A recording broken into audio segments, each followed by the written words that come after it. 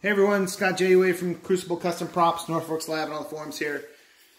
So today we have a Jawa blaster, and I've done these before, but this is I've done one or two on Identics before, and a couple on demilled Enfields. But this one is also Identics. This one is the first I've done with the Field Marshal kit, which basically is the new steel barrel, which I used to machine by hand, and the adapter. These are just like I did it. Basically, you cut off, well, it doesn't come with a barrel. The wood covers up a no barrel. But basically, you have to machine a barrel for it that's the same size and shape as the Enfield barrel and stick it into the Identics as well. Now, this one is a bit cooler than the other ones I've done. I find that these are a little bit more accurate than I was able to machine. But it does have a real grenade cup, so this is not the Field Marshal grenade cup. This is a real found part one. And we have the real found part powder flask. Now, I got this from a guy on the RPF for Chris, who I built this for. And I don't know where you find these. He has one that's closer to the one that they use on screen. This one has a little bit, they're all different. They're all unique. So they all have their own different decorations and stuff.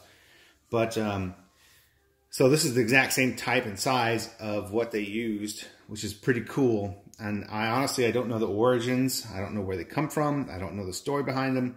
I need to figure that out. But in any case, one of the harder parts to find for this build was the stupid hose.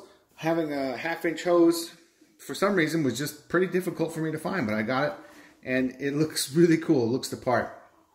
Now, some things I did to this, obviously it's a stock.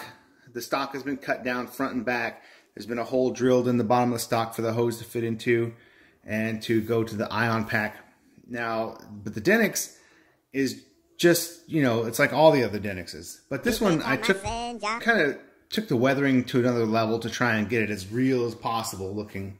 So I've buffed and weathered and blued and re-blued the metal quite a bit to try and make it look like steel. And I think it came out pretty good. It looks really close to steel.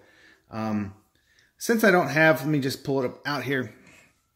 Since I don't have a real Enfield here, what I did was I used some of my stamps that I use on my Mauser and did some stamps here. You know, the real Enfields have a serial number here. They have a number of proof marks here and there, and of course they have the SMLE markings over here. So I just kind of did my own creative license on these and added something just to give a little bit more, just a tiny bit more realism to it. There's another proof stamp over here, just to add a little bit something. Of course, I weathered all the wood and made it dirty and worn, and it looks much brighter here on the screen than it does in real life. Let me see if I can bring that down to. That's even still a bit brighter than what I see with my eyes. But anyway, that's closer to what it looks like. So yeah, I just added a bunch of Mauser stampings because, well, I don't have Enfield stampings. But it adds a little bit of just a quick visual cue that this is more realistic looking than just a straight up old plain Identics. I'd love to get some Enfield stampings, but I don't know what that would cost or if that's even worthwhile even doing in the future. But let me bring that exposure back down a bit. So anyway, it's got a hole drilled back here for the hose to fit into. Just slides right in. The illusion is complete. And the grenade cup does just thread on and off. The exact same threads as the original grenade cup mount. This one was covered in Cosmoline. I've had quite a number of these real grenade cups, and this one was so caked on with cosmetic. The inside was half an inch thick. It took a lot. It took like over a half gallon of mineral spirits to dissolve everything and clean it up really well. But I got it cleaned up, and it looks really good. In fact, I need to.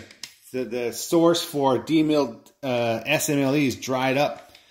I sat on it for a while thinking, oh, I'll just get one when I can eventually. And it dried up completely. And now there are no more that I can find anywhere in the U.S.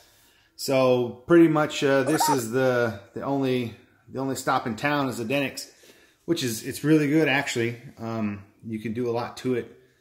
And with Field Marshal's parts, that means they're made well, they're steel. It's awesome.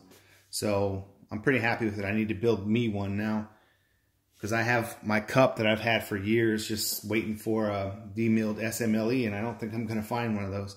So anyway, that's a quick and short of it. There you go, Jawa blaster. Pretty sweet. I always like this this version of the blaster. It just looks so funky. And you know, there's not a lot to it.